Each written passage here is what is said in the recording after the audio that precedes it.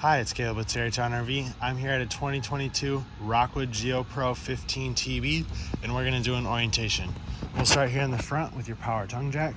On the left, you have your switch for the light, and on the right, you have extend and retract to raise and lower the jack so you can hook and unhook from your vehicle. If this were to fail for any reason, you can remove this rubber cap here, and there's a crank in your rear compartment that you can use to manually crank that up or down. It's actually going to be the same crank you'll use for your stabilizer jacks. Behind your tongue jack is your two 20-pound propane tanks with the regulator in the middle. Whichever way this notch is pointed towards is going to be the tank you're using. So say that you're using this tank. Once it goes empty, turn this, and now you can use that tank. Then you have your double battery box here, location for your batteries. The battery disconnect is also tied down here. It's that little knob right there. Generally, you'll leave that in the on position so your batteries can charge when you're hooked up to shore power or to your vehicle. If you're storing this long term, that's when you'll use that disconnect usually. You have a light here too as well. There's a switch on the bottom of that. Then we have your sewer drains right here.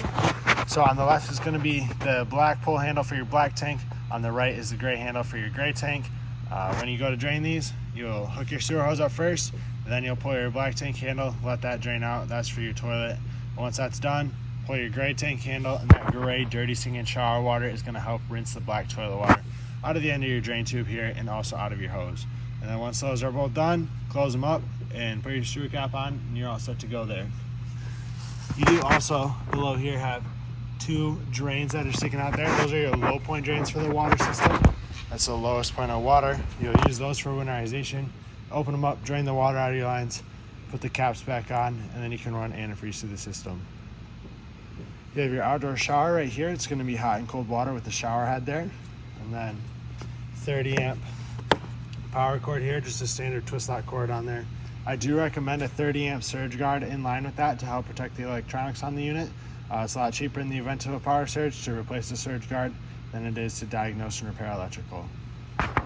You have a few water connections right here. So on the left is going to be your city water connection. So you'll use this when you're hooked up to water full time. Just hook your hose up, turn it on, and that will be what creates your water pressure. I do recommend a water pressure regulator with the city water connection.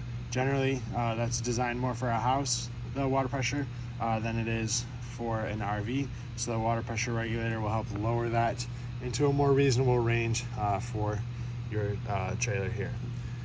You have inputs for cable and satellite up top.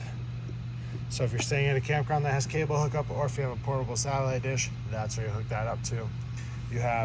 You'll see it's labeled antifreeze inlet right here. You'll use that for winterization.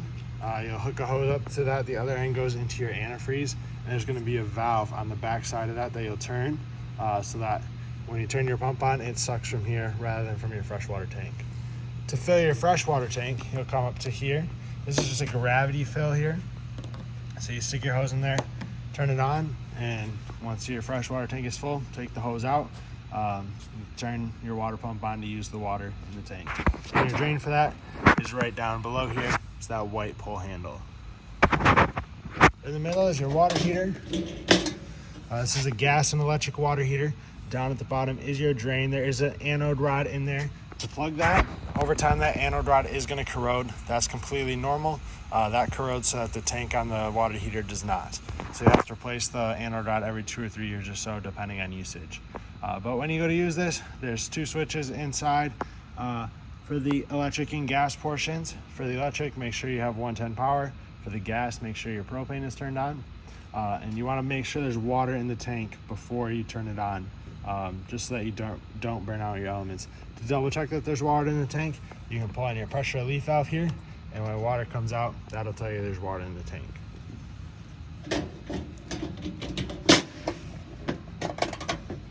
We'll come around here to the back now.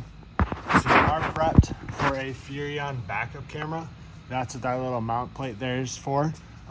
Super handy. Obviously, it's going to work kind of similar to a backup camera that you have in your vehicle, except this would go to a separate monitor screen that goes in your vehicle. But it's going to allow you to see behind when you're backing up, because that is one of the biggest blind spots you'll have. You have a nice big storage compartment on here. You'll see that connection through the side as well So it's kind of a big L shape. You have griddle here for outside. This is that crank I mentioned for the tongue jack that also will be used for the stabilizers. You have a couple goodies in here from Rockwood as well. You got your ladder up to the roof. Ladder has a 250-pound capacity. The roof is fully walkable. We recommend you get up there at least once a year to check your seals and to check your rubber roof membrane. With the seals, if you find any gaps, cracks, holes, anything like that, if you use a self-leveling lap sealant to touch those up, that's going to reseal that. And for the roof membrane, we recommend a rubber roof cleaner and conditioner. You'll spray that on, scrub it in, rinse it off, and that is going to help clean your roof and keep it clean. And also, it's going to condition that membrane so that it doesn't dry out, or shrink, or anything like that. Over here on the door side, you have that little access from the side. And here's a water filter for your water system. You also have a wheel for the front tongue jack. You can see your power awning, little table extension here. This just kind of hooks onto this side rail. You have two 110 outlets. Furnace exhaust right there, so that's going to blow out hot air when you run your furnace. Solid steps, and then you have a connection for a portable solar panel on the side here. So if you get that portable solar panel, you plug it in there and it will trickle charge your battery up front. You do also have your keyless entry here. The code and information for that is right here for your reference.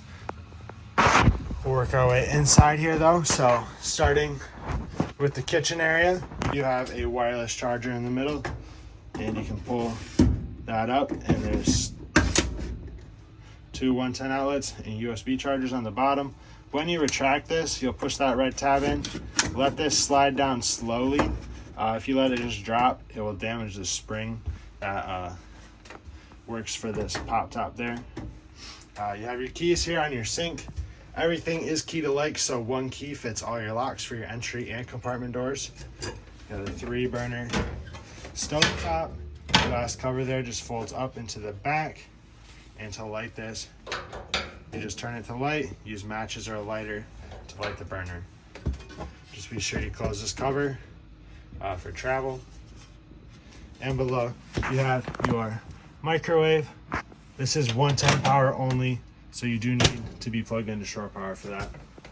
You have a little switch here in the middle. This is going to be for your inverter to turn that on or off. You just push the button. When that lights up green, that means your inverter is on.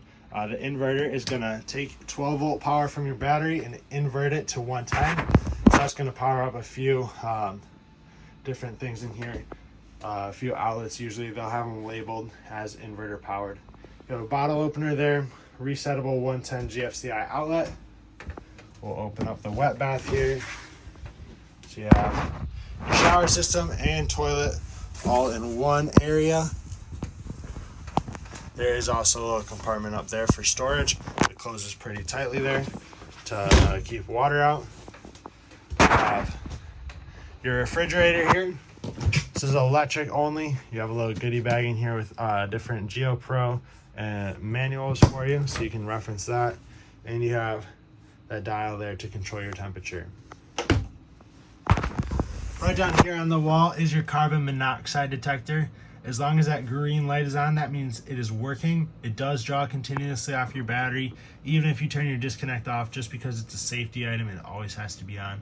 So if you're storing this for like the winter or something, I recommend you just take your battery out and disconnect it completely. That way this doesn't drain your batteries down. Right below your booth here, you have your breaker box and fuse panel. Everything is labeled in here for you to make it nice and straightforward. There is a fan in here as well to keep it cool. So sometimes you'll hear that fan running. So that's what that is. But you can see you have the two benches back here. They do turn into your bed as well. So you'll take your freestanding table here. You'll fold the legs up, and that table is going to set on these ledges here. There's little Velcro pieces on the table that are going to secure it to the Velcro on there.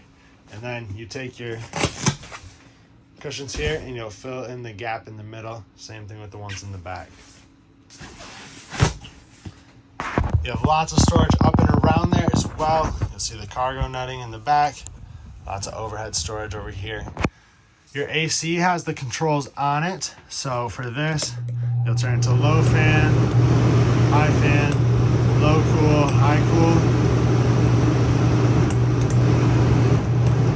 So those will be your different settings there. You do have a little temperature gauge there. It shows red. It's not really gonna get hot. It's just gonna be warmer air compared to the cold. You have your entertainment area here, so radio and TV. There's also your Wi-Fi Ranger system here where you can turn that on and off if you want to get that set up. You can use it as a Wi-Fi booster as well. So if you're staying somewhere that has Wi-Fi signal, you turn that on, that'll boost that signal there. Radio is pretty straightforward. It is Bluetooth compatible. You do have 2 speaker zones here. So you have zone 1. Choose your speakers there. Zone 2 is your outdoor speaker. And you just push the button to turn that on and off. You'll see it turns red when it's off. And you have your different modes on the right there. If you hit your power button once, that mutes it. If you hold it down, that'll turn that off. And then right down here, you have all your main controls. So you have a couple light switches here. So interior, porch, which is the amber light outside, awning light, which is the LED, and then step light, which is going to be that light by the floor. You have your monitor panel here for your battery, fresh, black, and gray tanks. You have a couple controls for your water system, so turn your water pump on here if you're using your freshwater tank. You have the 2 controls for your water heater, so for gas and electric. It's all electronic ignite, so you just flip the switch. You don't have to light a pilot light or anything, and you can run these individually or you can run them at the same time. It's going to heat up a little bit faster with both of them on. But if you're staying somewhere where you have 110 power hookup, I would just run it off of electric. That way you save your propane. And then you do have tank heaters on here as well. So that's going to be a heating pad that goes on your holding tanks. So you put it on, you come in here, turn it on, and that's tied into your battery. So it runs off of 12 volt. And that's just going to keep your tanks from freezing if you're late season camping. The last switch here is going to be for your awning. So awning extend and retract. Hold down extend. That's going to extend that out like so. With your awning here, just be aware of where your door is at or how far it's open, because the awning arm for the front side here is just on the other side of the door. So if your door is open too far, it's going to damage that arm. Or scratch it up at least. You do want to kind of watch your awning as well as it goes out. It does not stop automatically. It stops when you take your finger off the button. So once it's fully extended, you'll see the bare awning tube. You'll also see a little flap of fabric hanging down. That is going to be your indicator to take your finger off the button. To retract it, you just hold down retract until it's up against the side of the unit. Like so. You have USB chargers and 110 outlet there as well. And right up above me, right above the door here, you have Max Air fan with a Max Air cover over top of it as well, so you can leave the lid open on it and it's going to still be covered.